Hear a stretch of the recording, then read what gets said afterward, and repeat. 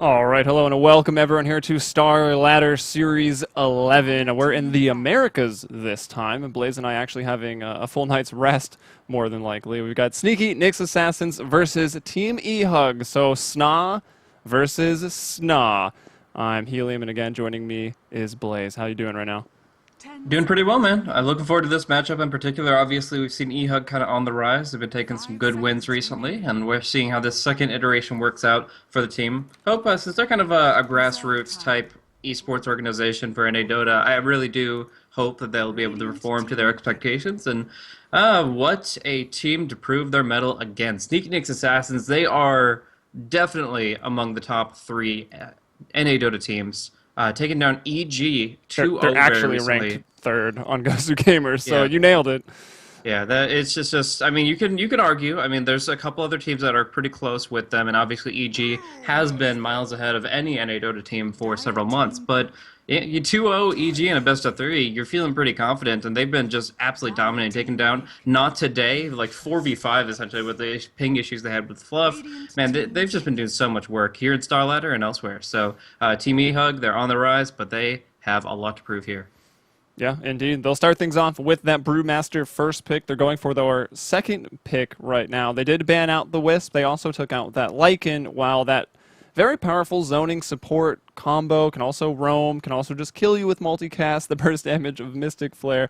Taking out the Ogre, taking out the Skyraft, they started things off with kind of a control hero, that Tidehunter. He's pretty much guaranteed big items later on in the game, clearing jungle stacks, clearing ancient stacks, just being hard to deal with.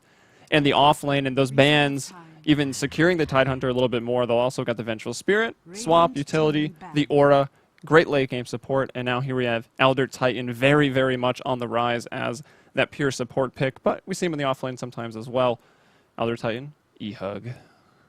Yeah, 6.82 treats the hero well, so they're going to have a lot of potential to amplify magical and physical damage and make it so that it's very difficult for Stun to survive for an extended period of time in the fight. He brings utility, he brings damage, and he works well enough as a support, not being nearly as experience reliant as he once was. So, high expectations for that, assuming it's been practiced. It is one of those heroes that you always have to question because it's only been really meta for about a month now. Really no tail from Team Secret bring it into the Pretty much fold. starting it all. Yeah, I would have to say that that's going to be one of those things where if they've practiced it a lot in the past couple of weeks, then I have high expectations for the performance of this hero. And obviously, we have some really good NA Dota players for Team eHug here. We'll get a chance to introduce the rosters, but no matter who picks up this ET, I have pretty high expectations that it'll bring a very subtle but dramatic amount of impact to the fights. I mean, you're going to be doing the enhancement that a lot of people don't like see directly, but you get a couple of heroes that are all about just nuking people down magically or physically. The Phantom Assassin is actually a really good one for the physical components, and then obviously we've seen things like Morphling and such for the magical. No matter the case, he's a really good hero to set up your team for success, and the only reason that I don't feel so confident against this is just because SNA have their bread and butter heroes. Like Tide and Venge are so damn strong right now. The Tide is one of those heroes that if you can get farmed on the offlane through the ancient stacks, you're going to have a refresher up like the 35-40 minute mark, and that in of itself is really difficult to deal with, but coupled with things like the Vengeful Spirit, who is going to be enhancing the carry and creating opportunities to pick people off, it's going to be really difficult for Team eHug to manage. All right, contracts denied. Time to leave. PA has been banned, so I think we're just going to roll out. We'll call it a day.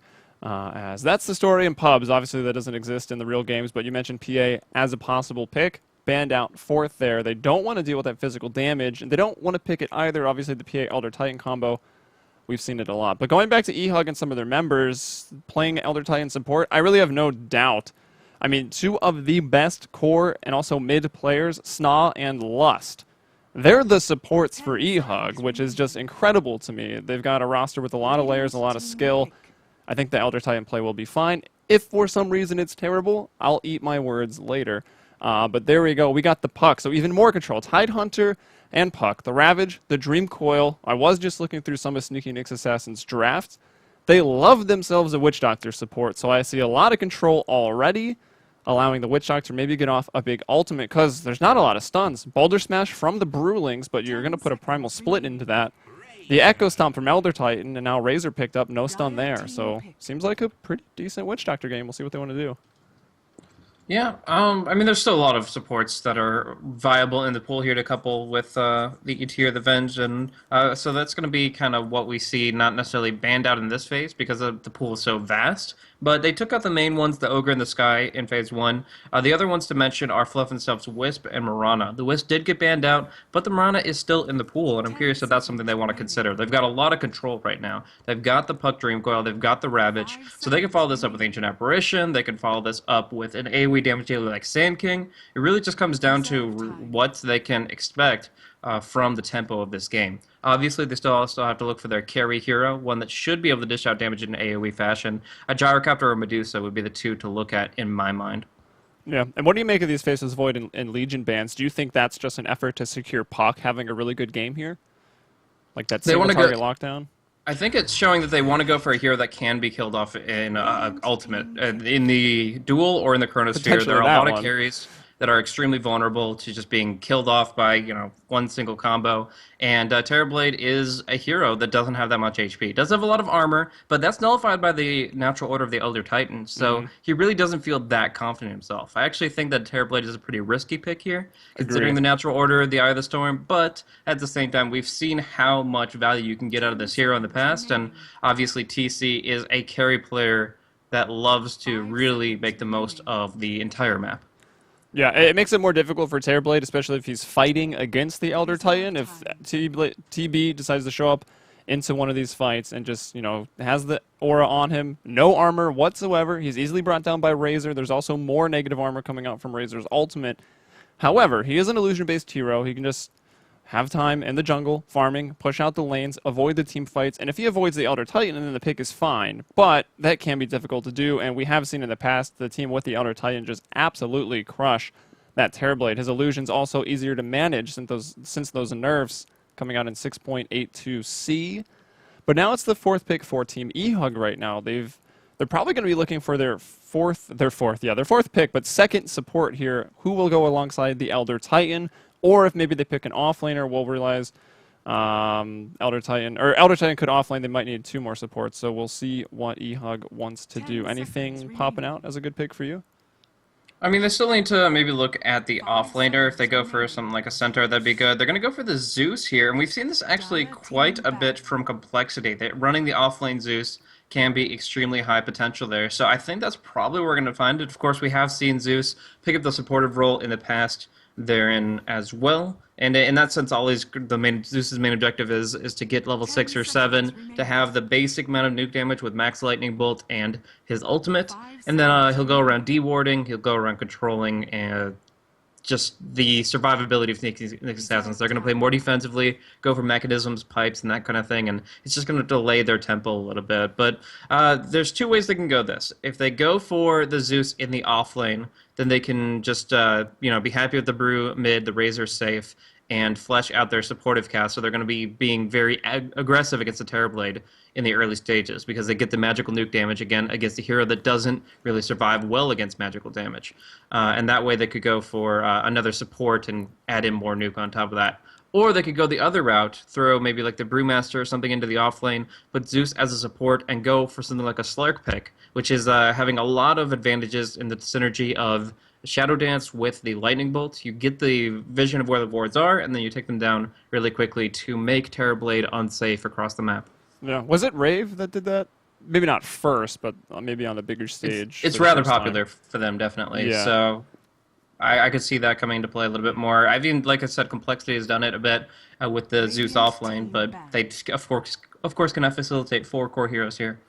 All right, well, Witch Doctor was at least on the mind for sneaky Nyx Assassins. They wanted to click on him. Unfortunately for Witch Doctor, I guess, or fans of Witch Doctor. It wasn't a pick, it was a ban. So banned out last. They'll go now with the Visage. Incredible burst damage, can just destroy the Zeus. It's also good damage to maybe bring down the Razor or the Brewmaster quickly. Also the birds to be annoying to split push.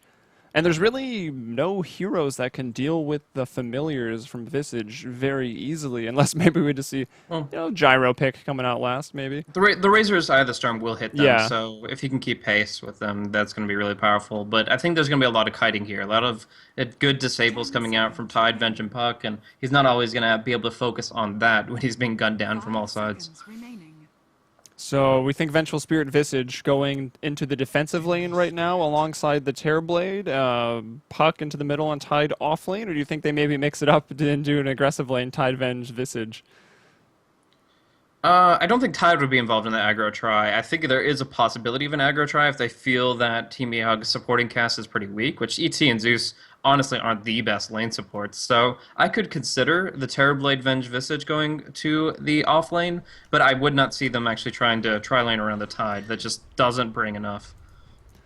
All right, well, we will see TC moving up towards that safe lane, so not a surprise. It's TC on the TP going up top. Brax, though, is with him. He's got a null tally, so that looks like that mid build. They're just trying to get some of that intel from their own jungle, make sure who is this going to be, just double check. It will be MJW actually going off lane here on the Brewmaster. He's got 2 sets of tangos, so that makes a total of 8, and he does have that observer ward he's going to put down. We'll see what the Nyx Assassins can do to deny that. So that will put to middle, that's going to be Ember Spirit. And we have actually seen the Zeus Ember Spirit, or was it the Zeus that just countered the Ember Spirit that one? I can't even remember what tournament that was in. But I think it was just a Zeus blowing up an Ember Spirit as he tried to escape every time. Okay. I'm not recalling that game in particular. I'm not sure if I was in on that one, but yeah, I mean, Magical Burst Nuke can threaten him if he doesn't really catch it at the right time. But this goes back a little bit to what I was talking about when we first saw the ET pick. Enhancing the magical damage here is going to be instrumental to bringing down specific targets within the timing windows they need to. They need to kill Puck before he can phase shift or jump away. They need to kill off Terrorblade before he can use his Thunder. And those kinds of things are very important. Now, not only that, but the swap is a great defensive tool that you get a certain timing window and they can kill you even if you have the target locked down. So, yeah, I would have to say that they need to get all the damage they can, and this supportive Zeus could work very well in that capacity. But yeah, I mean, if they're going for this tricore of the Ember Spirit, the Razor, the Brewmaster, they still have a lot of things on their shopping list. Like, they need to get the blink up on Brewmaster to feel really active in terms of initiation. You're not going to rely on like just Searing Chains to start off your fights. And then beyond that, of course, they need to get levels on Zeus because without Natural Order plus Lightning Bolt, this Terrorblade's going to run them over. Yeah, and it will be Lost playing that Zeus. He's pretty used to playing this hero, maybe even in the mid lane as the core. As I said, he is a pretty fantastic sort of one role or two role player, obviously being the support here for eHug, which is, it's to me just hilarious, the supporting combo that they have of both Lust and SNA, or SNA as some people call them. It looks like we had some hosting issues though, so let's go ahead and hop back to the schedule screen and we can get back to making another game. This is always fun. Yeah, Lust did have 240 ping before he disconnected out, so that is one of those things where it's like USC is just a little bit better for everyone. Most people can tolerate the West, but if it's just a quick AP remake, then it's probably better for both sides just to get that taken care of. Indeed. Sorry, I'm being lazy. I did not want to have to type the password. Got to do that copy paste. Anyways, everyone's back in the lobby, so it shouldn't be too much more of a delay. But I don't know. They're just curious of what this Zeus is going to do, if he's going to do a lot of warding. I mean, he's a good safe lane support, right? Like, he can always just lightning bolt a couple areas, especially if he brings a few clarities, which I think he... I can actually look back on the stream for delay. I think he had a clarity... Take a seat real quick. What? Take a seat. We're about to go. Oh, did I not go? Oops. There you go. That's why I have Blazer on, guys. We would have just missed it completely. But anyway, he can de-ward that off-lane ward. Like, for instance, we saw the Radiant eHug going to put their off-lane ward. I'm sure the Tidehunter is going to do the same. And the Nyx Assassins, I mean, they banned heavily to make sure that their Tidehunter would have a good off-lane. And if he gets this ward de-warded, that can maybe make it a little bit harder. But, I mean, Tide, pretty resilient, pretty impossible to shut down completely.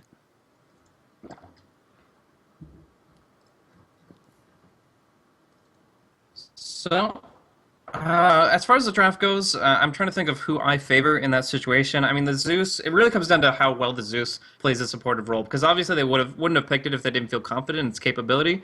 But again, ET and Zeus, they can zone, but they can't kill, is what I'm going to phrase that as. Like, in the laning stage, you're not going to be killing off a Tide. You'll be frustrating him a bit, but he'll get a magic stick, and he'll do okay. So I kind of feel like Ix Mike is still going to get what he needs on the offlane. And on the other hand, you're looking at your offlaner being, what, the Brewmaster. So I don't think you can feel confident surviving against the Venge and the other. So yeah, I would have to say early game I'm going to give it to SNA, and then their mid game is really What's okay. up, That is a guys? Hey, misclick. That is friends. a misclick, Greetings. and that is another remake. What? Somebody just clicked like select hero right as soon as they got to the screen. That's always fun. This will make the VOD cutting really fun. Beautiful. Oh, no. Ba-dum-bum. I do not see the lobby quite just It's yet. slow host. It's okay. Ah, there we go. Just relax, guys.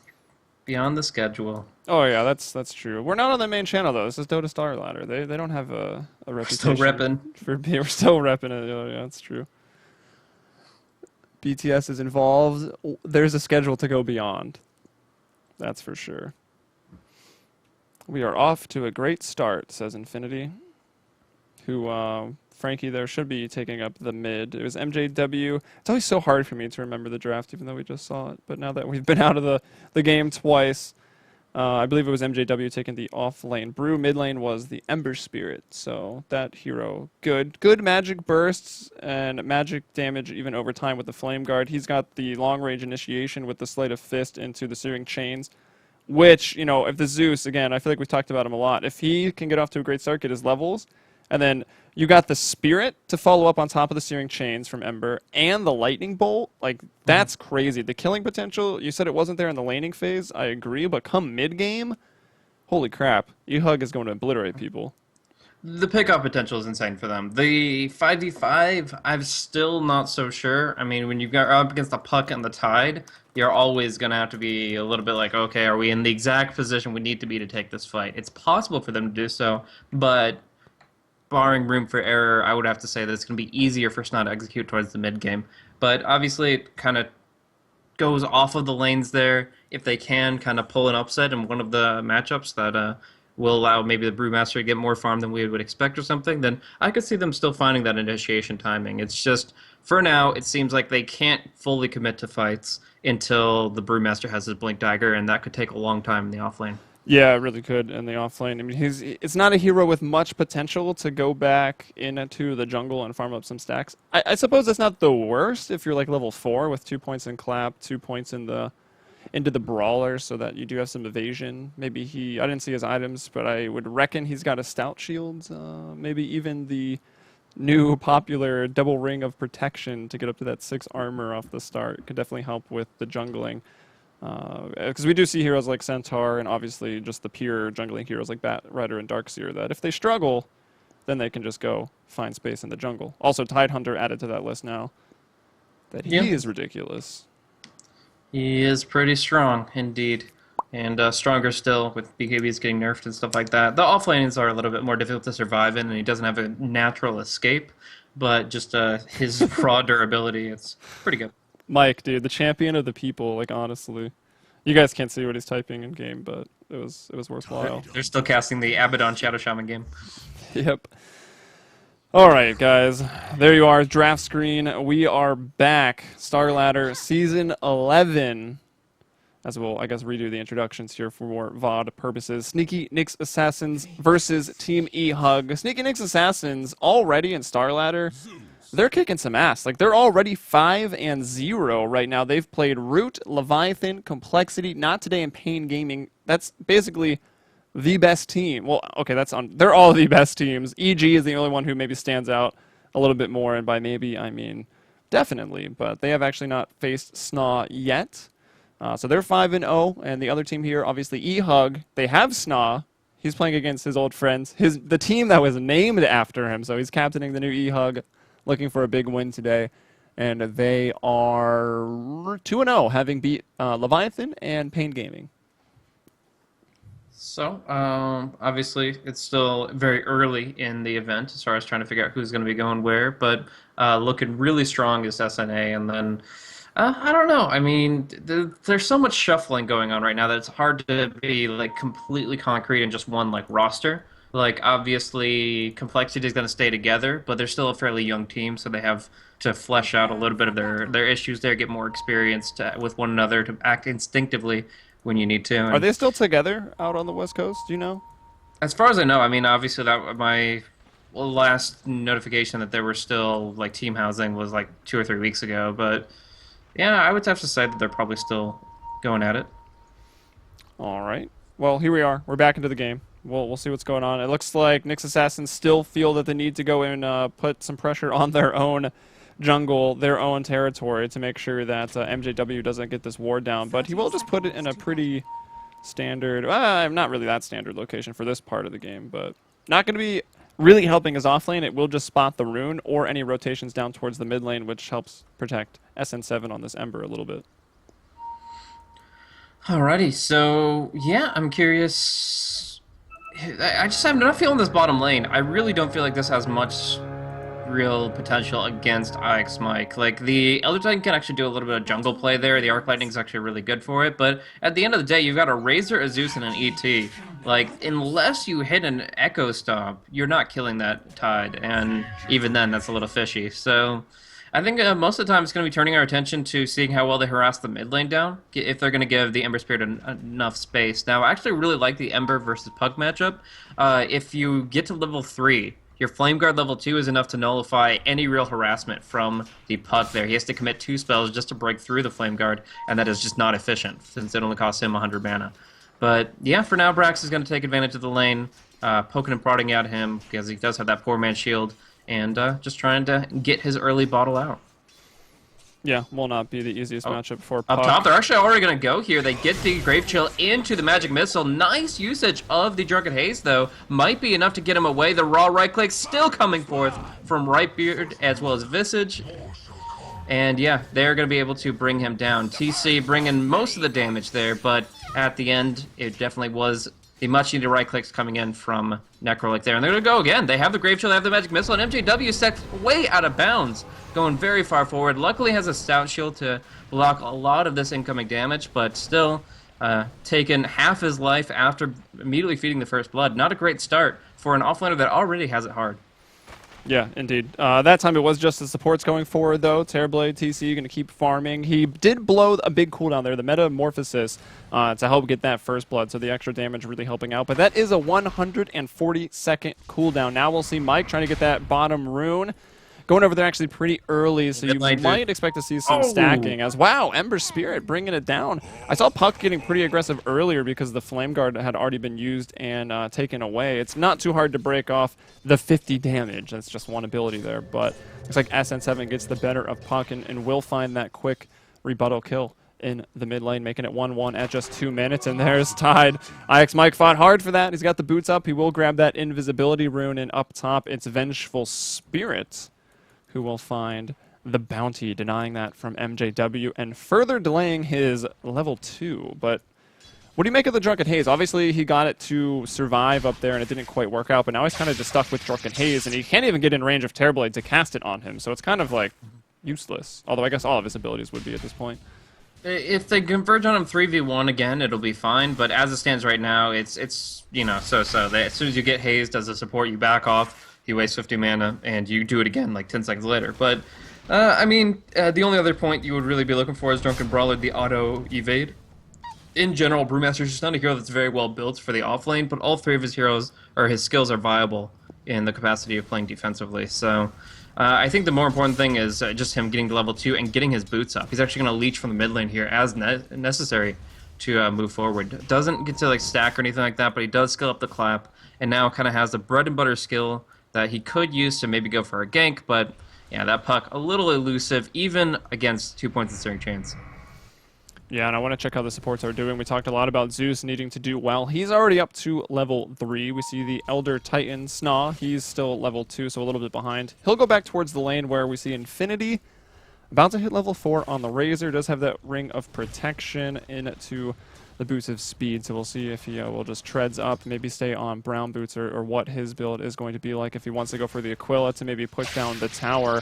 And Infinity on his own can do some pretty good zoning against the Tidehunter, so I'm not sure how much those supports are needed, but there's really nowhere else for them to go. And in mid lane we have some more damage going back and forth. Flame Guard now blocking 200. Talk about a good upgrade of a ability from rank 1 to rank 2. Blocks 50, and then it blocks 200. Yep. Regen Rune going to be picked up by MJW on the top, so he's going to be nullifying a lot of the damage Fluff and stuff has been doing to him. We're going to see Lust rotate in here. He's got a 1-1-1 build up on the Zeus and will annoy Brax, but will it be enough to actually kill him? 3 points in Searing Chains. Not only getting the 2-second stun, but now having the double damage from it. 120 damage per second over those two. That brings a lot of pain towards the puck, and it actually might be enough to bring him down if Brax gets a little bit too aggressive here. They're waiting for the orb. If the orb flies, Brax is essentially dead with those chains. But yeah, we'll see. For now, Brax is just having to control the lane, and he has a massive CS advantage. Even going down once hasn't really set him back that much, as we do see that he has not only hit level 6, but he's got a 17 CS advantage. Oh, the Searing Chain's dodged by the phase shift, and they will not be able to follow it up with all this Lust damage. If that Searing Chain's connected, that would have been the second death of Brax here in the mid lane, but he was able to dodge it out just barely, and it's actually going to go right back in. Dream Coil, the orb, SNA, SN7 is going to be going down at the cost of Brax's life. Yeah, it's unfortunate for the Ember Spirit that he goes down. He's only got 11 CS, and he's a level 5. However, Zeus gets up to at least level 4. Brewmaster gets out of there. He'll even get a Clarity to get some of that mana back up. He's level 3, so compare him to the offlaner Tide is 4. MJW is a little bit behind there, but I don't know. Sucks for the Ember. It is, however, good for the supporting crew, that offlane and that support. Terrorblade, though, TC, farming up a Storm. He's 34 and 12 already. Compare that to the safe lane of Infinity for eHug. He is 32 and 10. Going to get some more CS under the tower here. About to be level 6. Although, I don't know, Razor doesn't normally get the ult at 6, so it doesn't matter too much until he's around level 11 when he will have that rank 2 ultimate. Yeah. One thing to mention is that the damage from the Ember Spirit was actually what ticked Brax over, so he did get the last hit on the puck. So although he didn't get a share of the experience, the Zeus was really happy to get that, and then of course the Ember Spirit gets the gold. So in this case here, the puck is actually only slightly ahead of the Ember, only 200 net worth ahead of Ember Spirit here at the 6-minute mark, and I would have to say that, yeah, that kill advantage is actually making him a pretty happy camper here. Not, like, absolutely snowballing out of control, but at the same time, not too shabby at this current state. Ike's Mike on the off lane here, still waiting for that Sentry Ward to expire. Another coil, though. They'll find Lust at the bottom rune, and they're trying to bring down the support, and they will. And that's going to be dangerous if these supports, especially the Zeus, if he doesn't find those levels, maybe get some items up, he's always going to be a target for the puck. Puck, though, as we talked about, not having the best game. He is about to be level 8, though. Now Infinity going really far for this. There's 3 points in that plasma field, and it's just not quite enough to bring down Mike. He'll get away. He'll even go back to base here with about 170, 180 HP as more fighting in the mid lane. Brax, using about all of his mana there, will bottle up. SN7 maybe starting to take control of the middle lane as he levels up. More points in Flame Guard to make Puck's life a whole lot more difficult. Yep, so as it stands right now, it's going to be about Mike making the opportunity to start stacking up his Ancients. They're going to be spawning 2 minutes from now. They've been really diligent about these Sentry Wards. That's 2 Sentry Wards committed to the same spawn, but eventually he should be able to unlock that pull and start stacking up. Terrorblade will take the jungle. As we see here, he's on the eastern side of the Dire jungle, and he's actually about to be level 7. In the mid lane, though, chess pieces in play. Both sides are kind of posturing, but the one that has the intel right now is the Radiant. They have this nice little observer ward here, and they are going to be able to scout out the Fluff and Stuff Venge. Yeah, they've also got really long-range abilities to back it up. It looks like SNA will, however, back off. Vengeful Spirit is there, as mentioned. Not level 6, though. I mean, it is only just under 8 minutes, so we couldn't really expect him to be level 6. The Nether Swamp, though, will be a pretty big deal to either save the puck, to save the Terrorblade later on in the game. As 8 minutes, the runes will come up, and it's an illusion to be grabbed up by Brax, and the bounty. It'll be both mids to get the runes, refilling the bottle. SN7, though, already full health, full mana, can hold on to that bounty, whereas Brax was forced to use his rune immediately. So, not that the illusion rune gives you much playmaking potential, but there is always a little bit. And actually, Brewmaster will go down in the top lane. Yep, they're going to be able to get the Metamorphosis out, use the Grave Chill and Familiar Stuns to lock him in place, and he will be going down before having any chance to acquire the Primal Split. No Blink, no Split, nothing of the sort for several minutes now, and that's going to be very unfortunate. Down bottom, there is a nice little convergence here. Fluff and Stuff scouts out the enemy stack here. Does Brax look to farm it? Yeah, the orb comes out, the Wave of Terror too, and they are going to get a lot of gold if they just stick to this for a moment longer, but here comes the supporting cast. They're going to make their way through, already scouted out by this Observer Ward, but they want to at least take a few of these creeps for themselves. There's another orb available from Brax if he wants to maybe try to throw it, but now Infinity's actually going to come over. He'll just use the Plasma Field to bring down what is left, and it is the majority of the larger creep, so he's probably getting more value out of that in the long run. But it is still definitely a nuisance there that the puck came in and picked some of those up. Now we see Infinity onto Fluff and Stuff. Fluff and Stuff going to be in some trouble. The Astral Spirit following. The Stomp to go out as well. Not even needed as the red damage comes through from Infinity. He'll get the kill there on to the Vengeful Spirit. Meanwhile, that top tier 1 fell. They'll leave Whitebeard up there, continue pushing it. And I talked about Vengeful Spirit.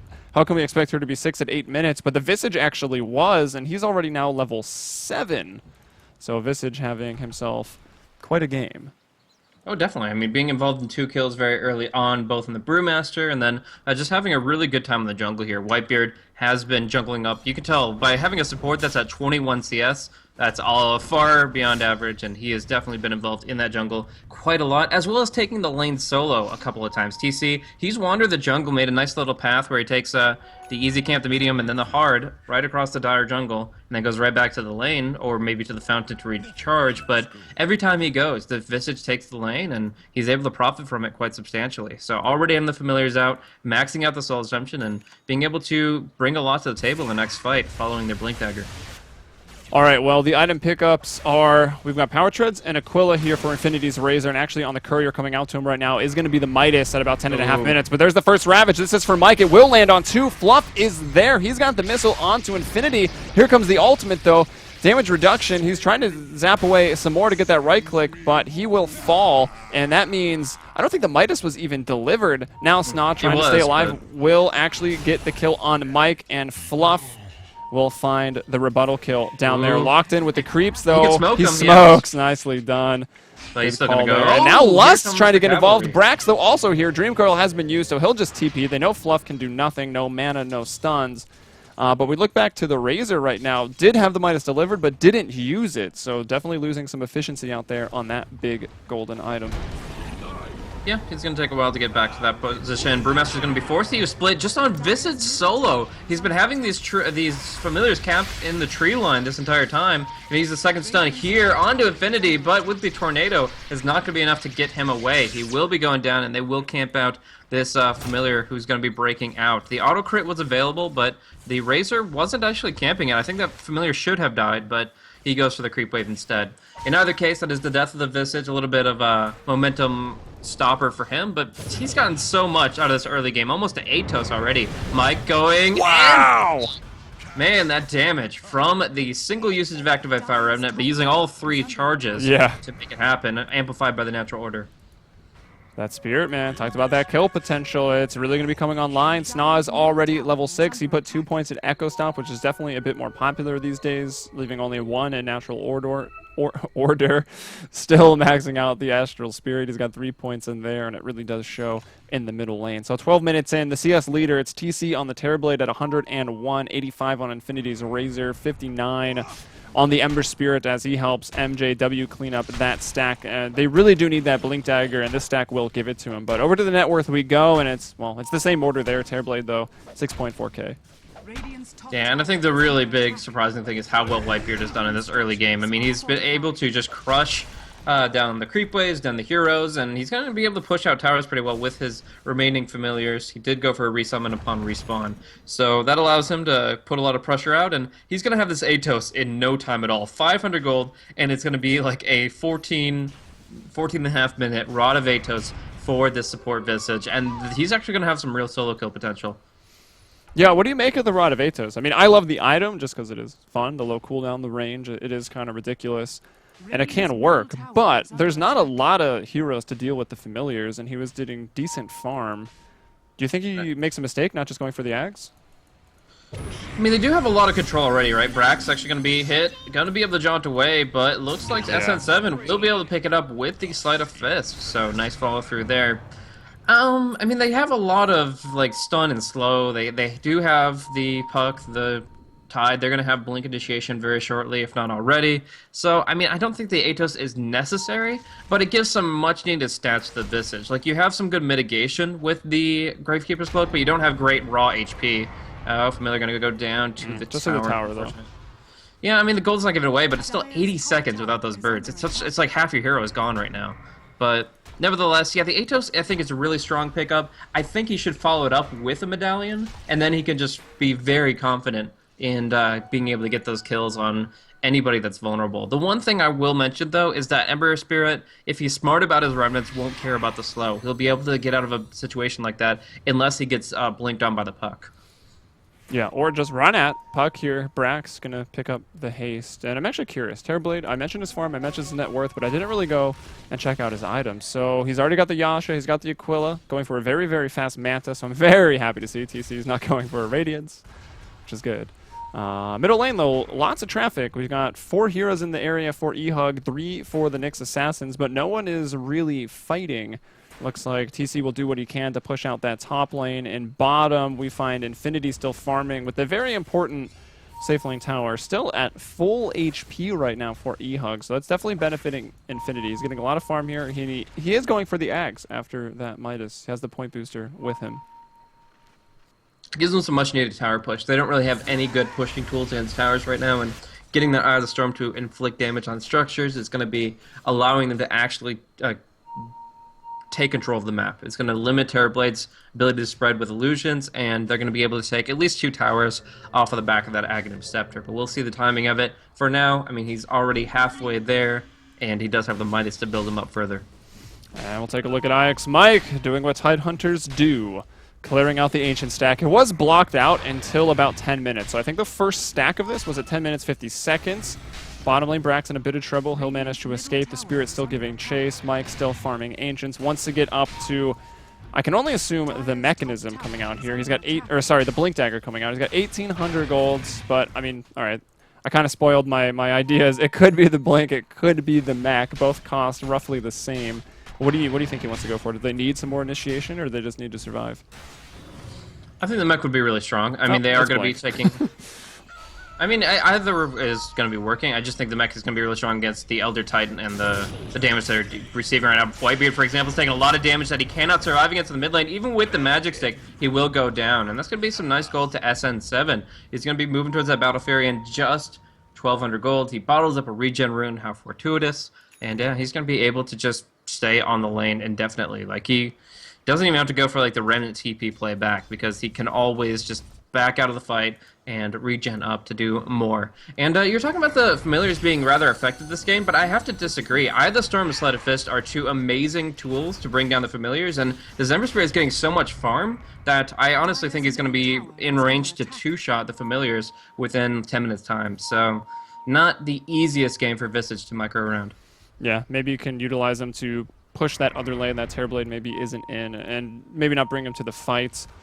Although, he does still have the potential. Like, push the lane, be annoying, be a rat with those familiars. If you need the extra stun in a fight, but here we go, Ravage and a Dream Coil thrown down. Can they bring down the Elder Titan? No, now you can't run from heaven, says Zeus. Love that mech right and they there. both drop just immediately. And yeah, the mech might have been better. I mean, they already have the Dream Coil initiation. Tide could have just walked in and ravaged. Instead, well, they don't get a single kill. SNA, 1,000 HP, 11 armor. Pretty hard to bring down. Yeah, it's just the aspect where they want to like be able to blink initiate on Ember with any hero. They want to be like Blink Ravage or Blink Waning Rift to start on him. They don't want to feel like they are at any point in time prevented from initiating because of the lack of mobility. So they're picking up a lot of great mobility items, but they're going to be hurting in terms of survivability for some time. Natural Order still at level 1, but it's doing its job just with that 1-point wonder. And obviously we saw how great Zeus can be with the Thunder God's Wrath. Brewmaster can be with the Thunderclap. That was denied. And the elements are against SNA here. All right, bottom tower will go down. Terrorblade and Metamorphosis Illusion was looking for the deny, so was Brax. They didn't quite find it. The score is 10-6 at 18 minutes. Ember Spirit, as mentioned, doing very, very well. He is now only 150 gold away from finishing up that Battle Fury. Phase Drums, Poor Man's Shield, the Bottle, the Battle Fury. Going to be coming out at about 19 minutes. That's pretty ridiculous on that hero. Probably just going to be looking for the crit next, maybe a BKB, which could actually be a pretty good investment. I mean, that hero has the potential to dodge the Ravage, to dodge the Coil, but with all of that potential CC and the silence, and yeah, we'll see SNA just get obliterated up there on the top lane. And I mean, familiars with Venge, and of course, Visage's Soul Assumption, anyone's going to die. Yeah, there's so much good potential, and essentially right now, the TP is not going to be enough to get you out of Atos because there's Avenge behind him, and otherwise you're just not going to get away because the Atos is such a long range. You can follow it up with Grave Chill. It's just a great dual gank combo. It's essentially saying I'm a strong independent support and I don't need no carry to get a gank off, and yeah, he's able to get a kill on just about anybody but the Ember Spirit right now. I guess maybe the Brew could blink out, but that's the only exception. All right, well, we've got the Manta up on TC. Looks like he's just using those illusions here to farm out the jungle, push out the bottom lane. Brewmaster using the illusion rune to just grab a creep wave, I guess.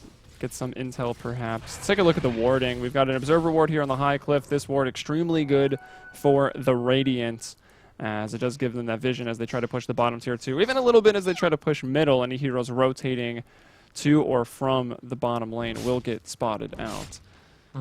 But what is this? Smoke. Yeah. Yeah.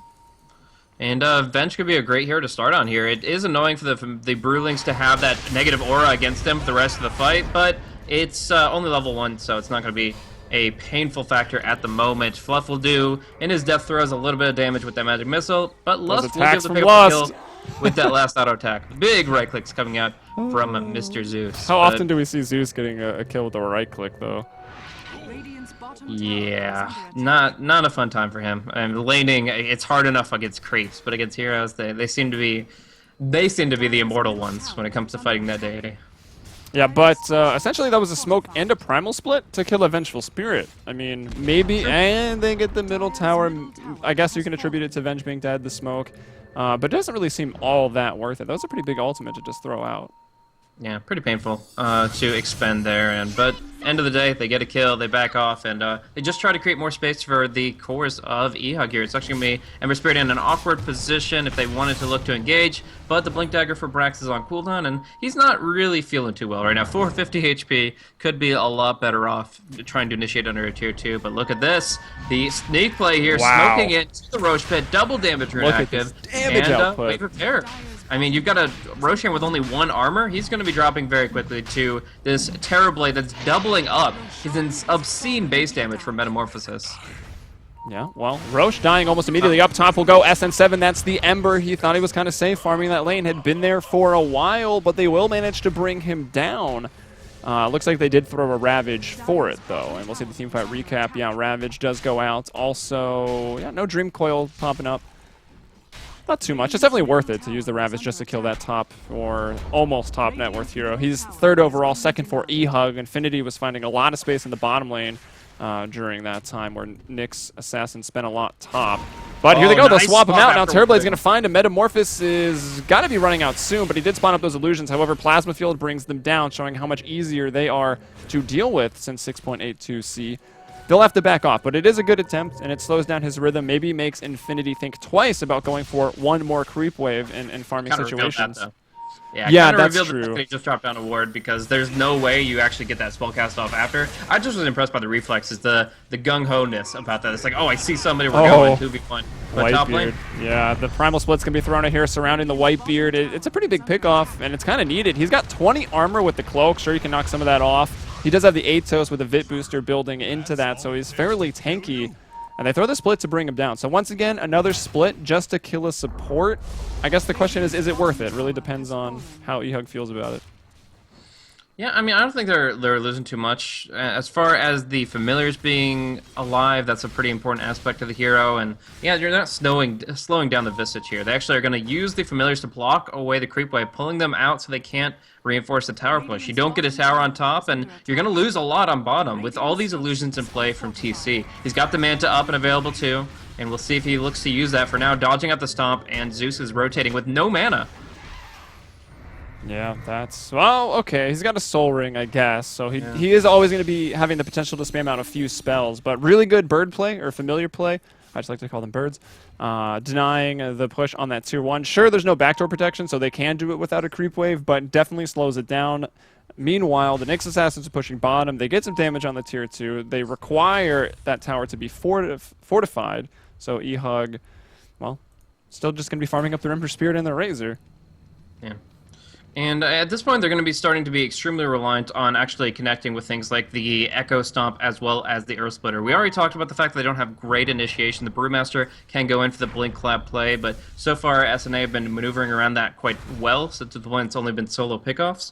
Later in the game when they start pushing in, though, the risk of SNA, the player, hitting some big Echo Summit Earth Splitters is huge, and they have invested a lot in that by going to Battle Fury and Ember Spirit. There's a lot of people who just look at Ember Spirit, his item progression, and say, oh, obligatorily, just go Battle Fury. You always go Battle Fury 100% of the game. But Dota's a situational game, and when you have a hero that brings your enemy's natural armor down to 0, and you have a hero like Razor who does a ton of physical damage and also reduces armor with Eye of the Storm, you got to consider something like a Desolator. By not going the Desolator, he's saying that Cleave has to do a lot for himself, and in this case, it's going to be the grouping mechanism of the Earth Splitter that can set that up. Up on the top lane, the Brewmaster that was hiding out on the tree line thought he was being sneaky, but they've had this Observer Ward in play. They saw him blink in.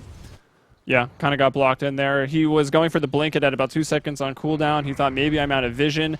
The birds had dropped, so he went for the TP, but there was a quick resummon. Turned out not even to be needed. Vengeful Spirit was there with the magic missile, and they'll bring down the Brewmaster. He's going to be dead for 20. Zeus, okay, just taking some damage from neutrals, it looks like. Lost still trying to farm up. Brewmaster down for 15 more. Here's the push. We saw the Fortify already go out, and when you got a Terrorblade that pops his Metamorphosis, like, goodbye towers. It was goodbye Roshan, now it's goodbye towers. Elder Titan tries to do what he can with that Astral Spirit to slow down the push, but it's really to no avail right now. They need the Primal Split, and they need the Thunder God's Wrath. The only thing the Nyx Assassins can't do is run from heaven. Yeah, and the Battle Fury will be nice to defend the high ground, like being able to tear down waves very quickly with the Sleight of Fist, but he won't be able to use it to really farm up the jungle. The way they've been taking this game, they've been very active as far as just moving across the map and taking towers, suppressing the farm space of eHug, so unless the Ember Spirit can kind of sneak into the enemy side of the map, he really doesn't have anywhere to work with, because Mike's taking his Ancients, they're picking on this last tower that gives them kind of a proxy into their own jungle, and suddenly they just really don't have any farming space. We do see the Stomp connecting on a Whitebeard. Can they follow that up, though? Yes. MJW right in. Nice swap out. Yeah, Brax on a quick counter-initiate with that silence. Earth Splitter goes down, though. The first one to fall will be Brewmaster. Now Tide's going to drop. Infinity trying to static link, only gets 84. Now SNA, or SN7, actually going to be the focus right here. We'll pop up the Flame Guard. Looks like he's able to get away. TC will drop, but remember, 2 lives. He's got in Aegis. He's going to respawn. He has a Metamorphosis available, won't even decide to use it, won't even need to use it. There's still a lot of damage. Yeah, and he throws out that Sunder now, back to full HP. Lust will fall, going to be brought down by that melee right-click of TC, and it looks like it goes 3 for 3. Obviously, that Aegis was used. Zeus, or actually Brax down here, he's got 3,200 gold, man. BKB comes out for Razor, but Teamfight Recap quickly. Yeah, it looks like it was 3 for 3. Teamfight Recap not quite getting all of it. Yep, so one major thing to look at is the fact that the Puck has had his Midas for quite some time and is able to follow that up with kills. There's a very significant portion of the mid game where Puck actually struggles to get kills. Like, he can make his first blink play or 2 really profit him, but after that he's kind of roaming around, he's not sticking to his lane, and he's just not hard farming like you would expect most heroes with the wave clearing abilities like Puck has to do. It's just not in the mentality of the hero. So falling back on this Midas after Blink, he gets his killing tool to be relevant in the game, and then he follows it up with something that will reinforce his item progression. Now he's got the Yules, pretty much immortal if he plays his cards right, and it's just going to be hard to deal with. Up top, though, it's going to be SNA taking a lot of hits. Whitebeard will not be able to get the second Solid Subject off. Infinity using the BKB and now looking to clean up some birds. Takes down 2 with the Plasma Field Vision, but the third one is playing with fire here. Nice clear vision, actually, from the Lightning Bolt, but the last right click will not come through. Yeah, I mean, maybe could have went for it with a Plasma Field, giving some more vision, and it was going to be 5 more seconds. They used the first one to get the first bird. Brewmaster got onto the second one, but Visage will go down. That was, though, to point out, a 10-second BKB charge there being used on the Razor. They'll try to transition this into pushing the top tower. The Glyph of Fortify is available and will be used because it will be refreshed when this tower falls. If it falls, Brax is here defending it. He's got a Dream Coil. He's got that newfound Yule Scepter, which they just discover on the side of eHug. And he's still going to continue to go for this chase.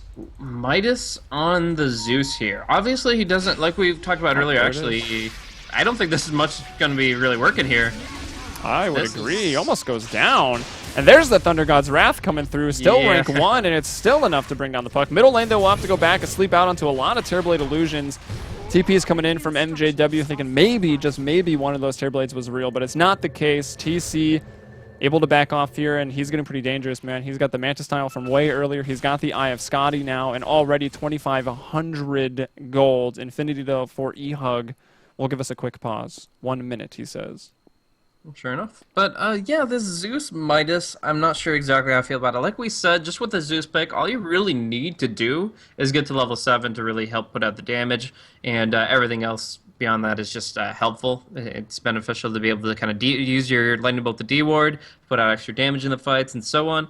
But I kind of feel that Force Staff is still a really important aspect of eHug's mobility in this game. Like, they can blink in with exactly one hero, but they're up against 2 blinks, the Jaunt, you got the slows coming in from the Visage, from the Vengeance Stun and Swap. Like, I really think that positioning is a really key aspect of how Sneak Nick's Assassins are going to find these kills. And without something like a Force Staff on their team, it's going to be very difficult to be certain about how their fights progress. So the Midas will allow him to progress towards his next item, whether that be a Force Staff or something much greater. I mean, hell, he could, with a Midas, theoretically consider like a 45 minute Aghanim Scepter and maybe even Refresher after that. But I just think the game's going to not go that long from this point forward. I mean, mark it. He got a 28-minute Midas, and the Tide is about to finish Refresher Orb. Like, that signifies the last call for this game. Like, this game's not going to go 5 or 10 more minutes past this Refresher Orb in most cases.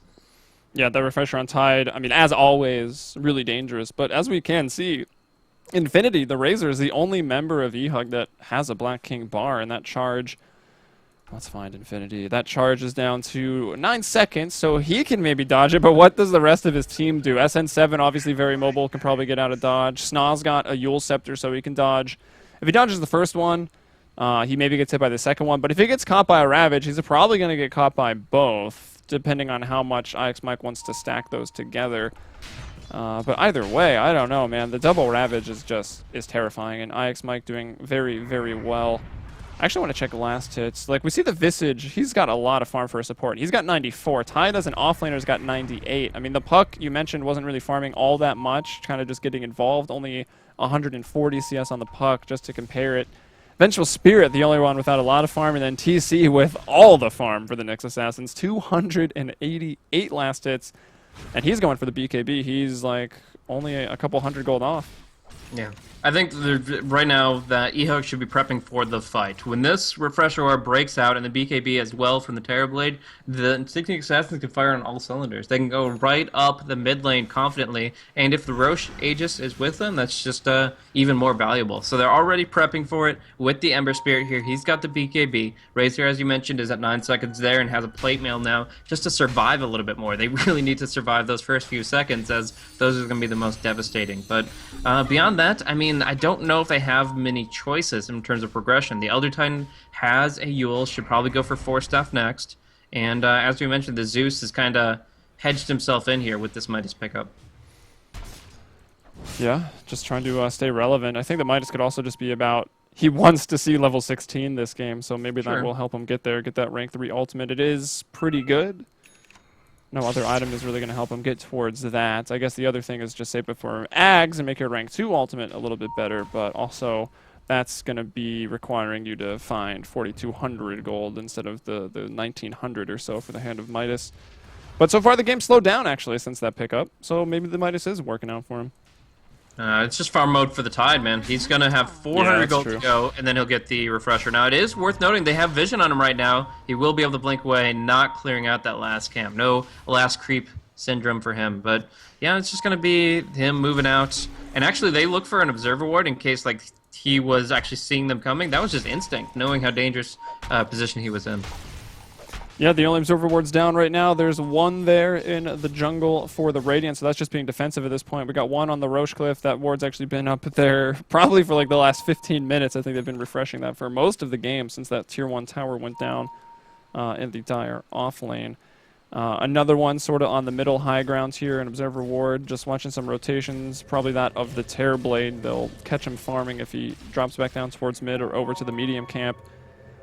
He's got his BKB finished, and again, already 900 gold. So really just waiting on that refresher, which is coming out in just under 100 for the Tide Hunter. That's IX Mike, and we'll probably just see the Sinking Nyx Assassins go guns blazing, and or go for the Roshan. The second one has spawned up, yeah, and already they're in there. Like, what an easy lineup to do Roche with. Sure, Terrorblade's an illusion hero, he's not great, but we did see him decimate Roche with a double damage Metamorphosis in 2 seconds. They also have familiars. Oh. Although not going unnoticed, the Astro Spirit goes in. We'll try to slow them down a little bit. Roche at about 3/4 HP right now. Let's see if they want to send in anybody else. There's Tide backing up. Position over here, because if he actually goes down to the bottom rune spawn, there's a much better vector for actually getting an amazing Earth Splitter off. If they want to contest that, they need him to be on the western side. But Brax is already going. There's Ravage 1 from Mike. He's going to refresh. He'll go for the second, and he gets it. SN7, though, does have the BKB. A big sleight of fist, getting some members of the Nyx Assassins low, but will it be enough? TC.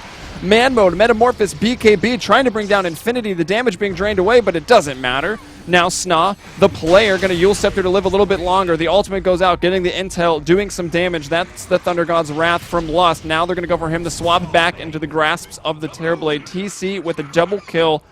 Brax was the one who started everything off with the Blink Waning Rift, and he's the only one to die. 1-4-4, bringing the kill to 18-17, and it was actually a dieback on the Zeus. Yeah, that is extremely brutal. The Midas will give you a reliable gold to buy back more frequently, but the only time you want to do that is if you've never got the chance to use your ultimate in the first place. And yeah, he dies back. He doesn't use his Hand of Midas. He's down to essentially no gold at all. And yeah, he's just in a very poor state of affairs. They Aegis up on Terrorblade. All they have to do is wait for the refresh orb to come up on Mike in 2 minutes' time, and that should be all they need to take down that mid lane of Rax. But for now, Brewmaster will be farming up on the sidelines. Ember looking for the next item. He just doesn't do damage right now. He needs that crit, but it's actually going to be a Hyperstone for Razor, so maybe the AC could help out as well. Yeah, without the crit, his damage really was lackluster. Like, Nyx Assassins were running through a choke point, trying to get it to the high ground and ready at jungle. Ember Spirit throws a sleight of fist. I just expected every one of the Nyx Assassins to disappear after that, but there's no crit. Like, sure, some of the cleave damage will splash over, but that's just not enough right now. He's only hitting for about 200. The only ones to even get moderate... Well, Brax dies, obviously. The only other one who was even a little bit low was the Tide Hunter. And things are getting difficult, but let's check out his 1,000 gold in the bank right now. I think the courier might just... No, he's going double Battle Fury right now. Battle Fury. Okay. I feel like I don't like it. I mean, it's good high ground. Like right now, they are up against 3 familiars, usually 2 to 4 illusions from Terrorblade. There are a lot of targets here. So if you're gonna go cleave, I guess go hard cleave and really rely on that Earth Splitter. If SNA's Earth Splitter is on point the next fight, they have a chance because of the double Battle Fury.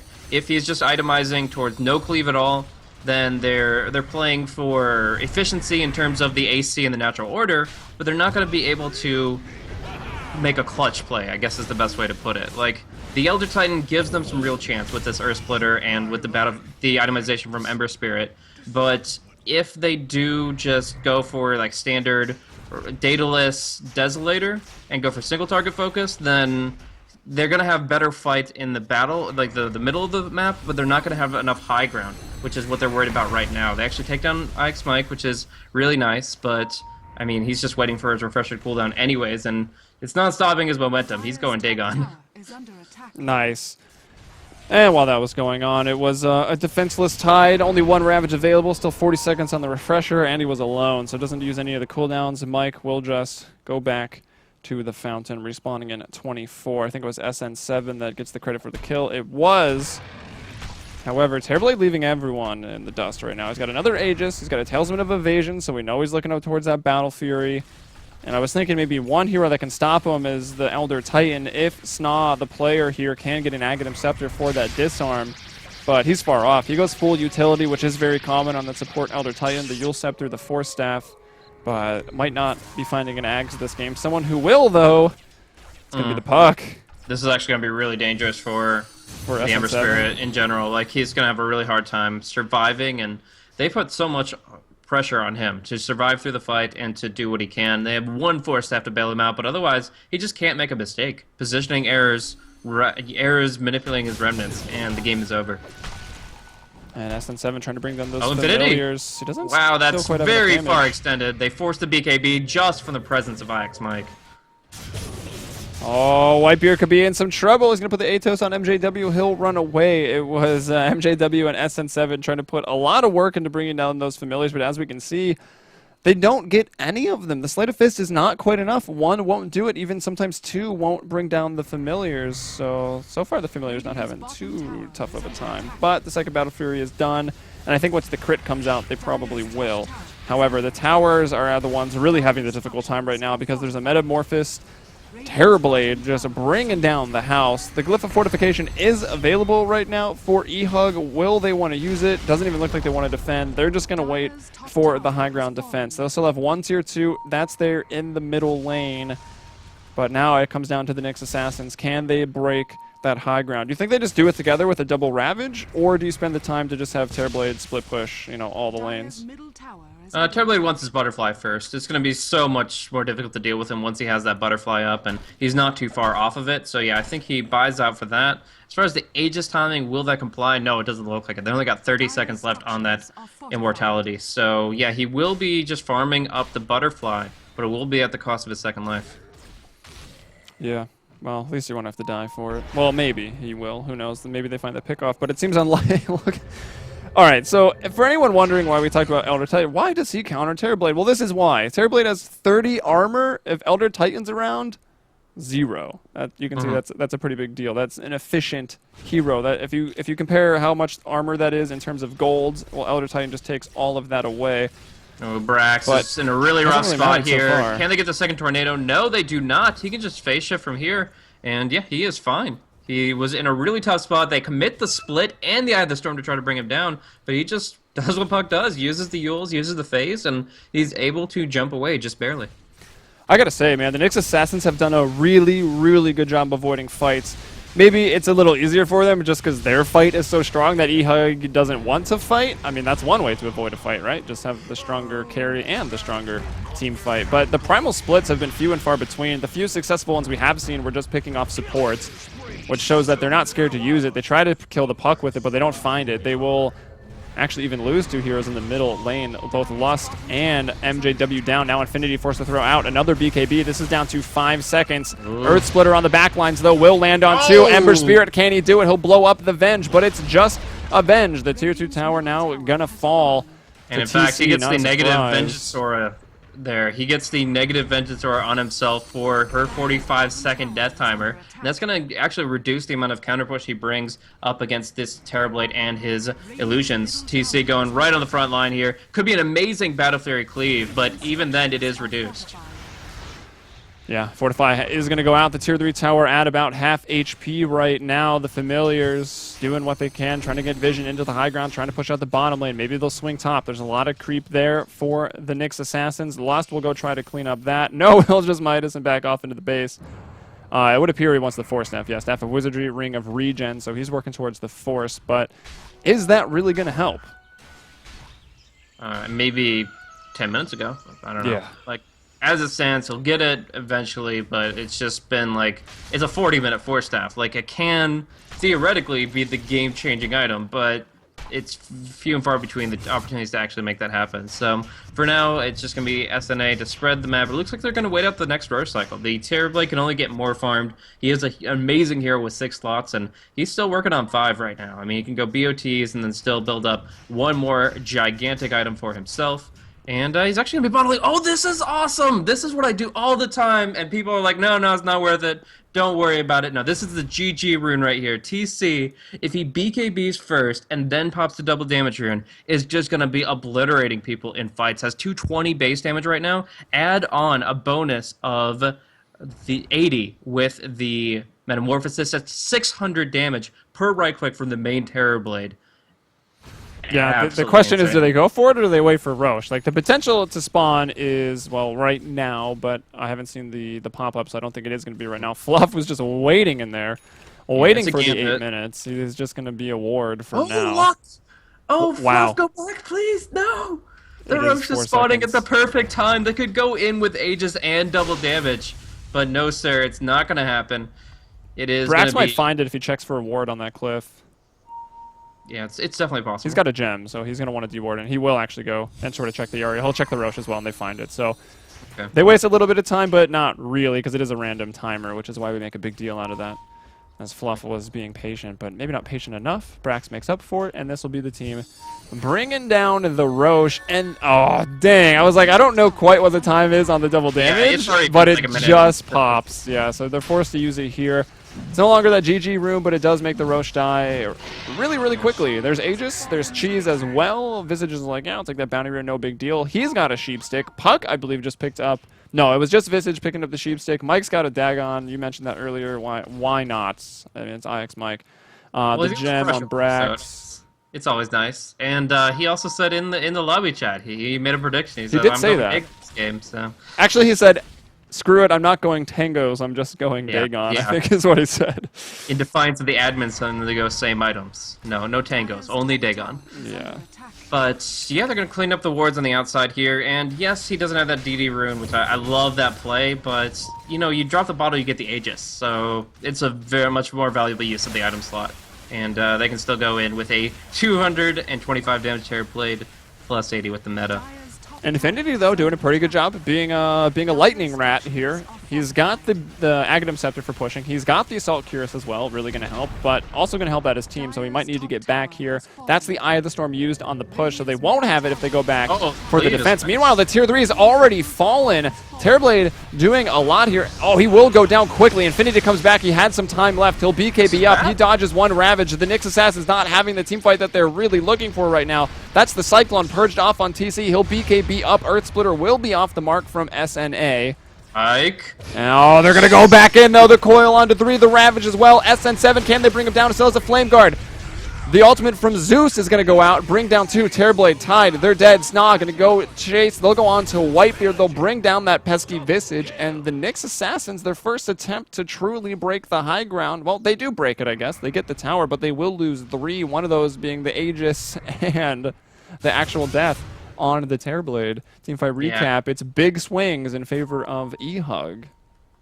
TC messed up there. He used his Metamorphosis with his first life. He only had it active for like 3 seconds before he lost his life, and the Aegis popped. So he comes out swinging. He has the Metamorphosis for 1 life. He has the BKB for the next, but he never gets the chance to use the Thunder. And yeah, he doesn't survive long enough against that natural order. He just gets crazy hard nuked down from the Zeus there. Oh my God, look at this really push. Strong support pick. Infinity making the most of it. It will be eHug, actually, to be the first ones to come up and take a full lane of Rax. There was a buyback. It was on the Visage. Brax trying to go in and do what he can. Infinity, though, reads it. He goes to the other end of the rainbow, in this case, the Illusory Orb. He finds the Jaunt. Will he get Brax? He will. Gem of True Sight down. He will even pick it up. He's got the inventory spot. We'll go back over to MJW as they try to get him. No, over to Whitebeard. Flumped by the Tier 4s. Forced to back off. Can't really do too much there. Teamfight recap again. The Nyx Assassins losing quite a bit off of those 2 deaths. At least the Visage shouldn't go down, because that would have been the dieback. Puck, though, does have buyback if needed, and TC respawning now. Metamorphosis, though, still 20 seconds on cooldown. They were really confident right there, and they should be, because their team is insane. I mean, double Ravage tied, the Aegis on an extremely farmed Terrorblade, but at the end of the day, they tried to go one individual lane against the Ember. He gets swapped, he gets hexed, and he will be going down, but will they be able to do anything more with that big split Earth? I'm not sure where he is. Does he get back to the fight? He does. He did have a Remnant down, and they're going to try to bring down Brax. Was this a buyback on Brax? It was actually going to be on cooldown for 6 minutes, 40 seconds. They won't find the kill there. The ultimate will go off. The Thunder God's Wrath, keeping everyone pretty low. 4 heroes going to have to go back to the base. Fluff is actually down for the count right now. In a second lane of Rax here for eHug. They're going to find it in the middle lane. The Sleight of Fist now bringing down the Familiars in 1 click. No big deal. Whitebeard almost brought down along with him, or with the Familiars. He'll back off 2 lanes of Rax. I mean, you have a Terrorblade, but at what point is this game over for the Nyx Assassins? I still think 6 Rax would be the game breaker. Like, even though they have a lineup that can technically manage against the Mega Creeps, it would still just be too much for eHug to be able to close it out on the back of Mega Creeps. I think 6 Rax is when you have to call it, unless you team wipe them in the process, and then you obviously fight out those last 45 seconds. But as it stands here, we're going to see the Blink Dagger come out for the Ember Spirit. I mean, I know you were not so sure about the second Battle Fury previously, but I really would say it worked out for them. I mean, when TC just goes right up to the high ground of those steps, right up with the creep wave, right up with 2 illusions, that's a lot of cleave going through, and I honestly think it absolutely paid off for them. If you go cleave, if you're gonna go cleave build for the Ember Spirit, you go big on that one. Got to commit to it. Commit to the cleave. All right, Brax. Still farming. What is he going for right now? He's got the Yules. He's got 3,000 gold. I'd like to see him get that sheepstick out. Obviously, Whitebeard kind of took care of it for the team. But at this point, they're going to have to make those high-risk, high-reward plays. They'll smoke up. They'll try to find a pick-off. Looking at the buybacks, though, I got to sort it by team. Just makes my life so much easier. Looking at eHug, it's Razor, Elder Titan, and Brew, the ones with the buybacks. So they're going to really just need to pick off the Ember, and then maybe they can get a lane of Rax, make this game a little bit more even here. Fluff going to be brought down again. It is just a support, but he is pretty annoying. Negative Vengeance Aura now going to go out here. I don't know if that's a Yules. Oh, no, that's the Cyclone out. So it's going to be 6 seconds of Terrorblade in the air. He's got a good vantage point of the battle, but he can't really get involved. He'll try to bring down Infinity, but Infinity not really budging in the big Earth Splitter. There was a Terrorblade, and then he was gone. Just doesn't have any natural armor. Like, he has literally 0 armor since he dropped his Aquila against the Natural Order. And this, I mean, they picked the Terrorblade into this Elder Titan, but they get cocky. They think that they have everything they need to close out this game, and technically they do. Like I said, this is extremely strong from the Tide and the Terror, but it's just the counter from eHug. The high ground defense of the double Battlefield Ember Spirit and transitioning with that Natural Order Elder Titan, like, the Terrorblade actually can't survive in this situation. He needs to buy like an AC for himself. Like, I don't know. And the tier 4 is down right now. That's the bottom tier 4 now. The top tier 4. The Fortify will go out. Tide's still down for 20. Does he have the double Ravage when he's back? He does indeed. But with the Terrorblade down for 40 right now, I don't think you're able to fight. Eye of the Storm's coming off. Cooldown in 2 seconds right now. And this tower will disappear immediately. There it goes. And now it's going to be the Ancient. This has got to be GG. So eHug, they bring down the undefeated, but on the back lines, Fluff trying to do something. He'll be brought down. Now Mike, he's here. Can he do it? Blinking 1. Where's the second? He gets it. He brings down 2. Ember going to be down for 2 minutes. There's a buyback on Razor. He's down for 90. Otherwise, Zeus going to be brought down as well, also with buyback. Otherwise, down for 60 seconds. MJW to escape. Exposed Ancient right now. Game still potentially here. I mean, the bag still exists, but whether the game is in it or not, it's not certain at all for the Nyx Assassins.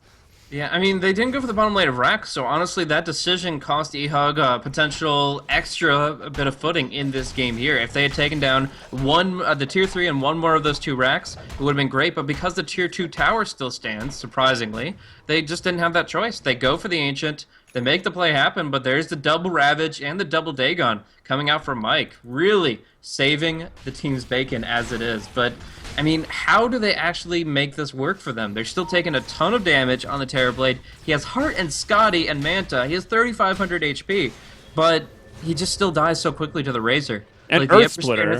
The Earth Splitter actually scales based on a percent of their HP. It's one of 35%. So it's one of several spells that do. So I mean, yeah, well, it certainly hurts. And he's they've got 2 of them, actually. I mean, they have Static Field is current HP, whereas Earth Splitter is max HP. But still, Static Field off the start does a lot to this Terrorblade. We saw him go from 3/4 HP to 0 in about a millisecond or 2.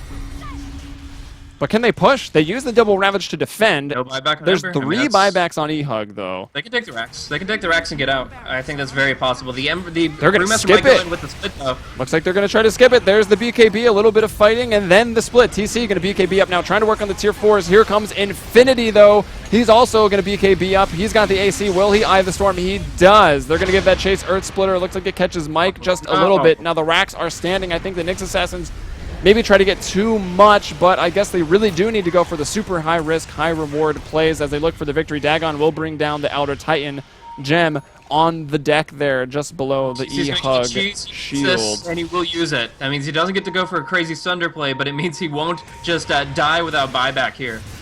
Oh my gosh, really? Ember Spirit, SN7 going super aggressive. He boots up, travels onto the creep wave to get involved in this upon respawn. Brax is down for 70 seconds on the puck right now. Wouldn't have had the coil anyway because he did use it.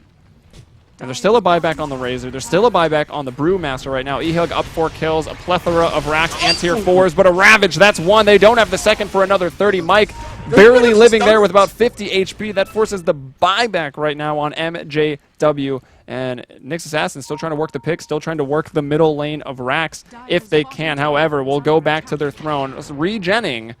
And Mike to defend it. And Roshan going to be up and again, 45 seconds. They can keep going, and they can actually pressure the Rax and maybe get a kill here. The Ember Spirit is dead for 70 seconds, and yeah, it's going to be actually a good opportunity for SNA to go in here. Mike does have to defend, but look at the swap on Infinity. He will have the Hex. Respect. He gets killed off. That would still be a huge loss here. Fluff with the stun on MJW. Or MJW, he just bought back. He'll have to BKB up just to run away from this, but the Eye of Scotty is still there. They gotta respect it. Oh, Primal Splits here on MJW. I'm no longer so concerned for his life. I think he'll be all right. Whitebeard, can they bring him down? Do they have the ultimate? They do. Not enough mana right now for Thunder God's Wrath. Infinity gonna give chase onto TC. This armor reduction. The Spirit comes out. Guy's got almost no armor. Actually, I don't think the Remnant's quite in range. Now he's got no armor. Look at the big red negative 37 that pops up on that portrait. And he goes down. He's forced to buy back right now. Visage down for a little under 90 seconds, and this could be eHug. They're actually going to ping out the Roshan right now. This will be the fourth one, Aegis and Cheese, and they need it because the buybacks are dwindling. The only buyback in the game right now is Razor. Yeah, and they can definitely benefit from this. If they finish this off, I would say it's the nail in the coffin here. SNA, they've been fighting for their lives, but spending every buyback they have, and it's just not enough. I mean, the Terrorblade buys back is not really farming so much as just clearing out the waves away from the base. He went for the Sunder play there because his Flutter was expiring on the Butterfly. He wasn't going to be able to outrun the Razor through all the way back to base. He knew that he'd be caught maybe towards the tier 2 in the mid lane. Oh, boy. He will ult to get the vision for his team, so at least they know whether they can re-engage or they should run. MJW, I don't think he gets to make a decision. There's 2 hexes on the Nyx Assassins. He'll get hexed up almost immediately. Infinity, though, coming in to fight. This is the TC buyback. Where is this Earth Spirit? And there he is. The Splitter comes through, but I think, what is that? He just melts. The Daedalus, yeah, it's finished. That was a crit coming out onto... That's got to be the game. He's down for 111 seconds, 80 on the puck. Surprised the GG hasn't come out yet, but the Nyx Assassins know it won't be much longer, so might as well just watch the fireworks. I think he's still overestimating his durability. He's still so damn squishy. Evasion is something, but your armor is absolutely nothing. And he keeps... Actually, I don't think he's gotten a single Sunder off this game. He's tried for about 4 or 5 in the midst of fights, but it's not happening, and it's just not changing. Here it is, the double Ravage, more Dagons coming through, but in the end, the Ancient is their target. It's what's gonna go down. eHug pull out an insane comeback, being down 5,000 gold and 1,500 experience, and at the end of the game, they take it back. Oh my gosh, that was just absolutely insane. A bit of a throw, but I mean, what else could they do? What else could they do in that situation? They were up against the Elder Titan Ember Spirit, and I really just didn't think they thought about the aspect of pushing in all the lanes at once. If they had gotten as many illusions as they could up on the Terrorblade, and then start pushing in like top lane as well as mid, they didn't have to commit to the high ground as they did. But he just walks right up there with the Aegis, and that was definitely the turning point when they destroyed them in that fight, taking down Terrorblade twice over. Indeed it was. So that was the game. Maybe a little bit of throw from the Nyx Assassins. But with the draft, I mean, it made for clutch decision-making. TC maybe screws up a little bit on the initial high ground breach there. Team eHug will take the victory. That puts the sneaky Nyx Assassins to 5-1 and eHug to 3-0. Up next, we've got Leviathan looking for a much-needed win against Not Today. So I hope you'll join us here.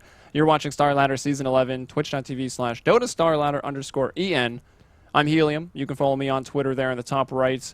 At Heliumbrella here, Blaze at Blaze Casting, and we'll be back in just a little bit. Stay tuned.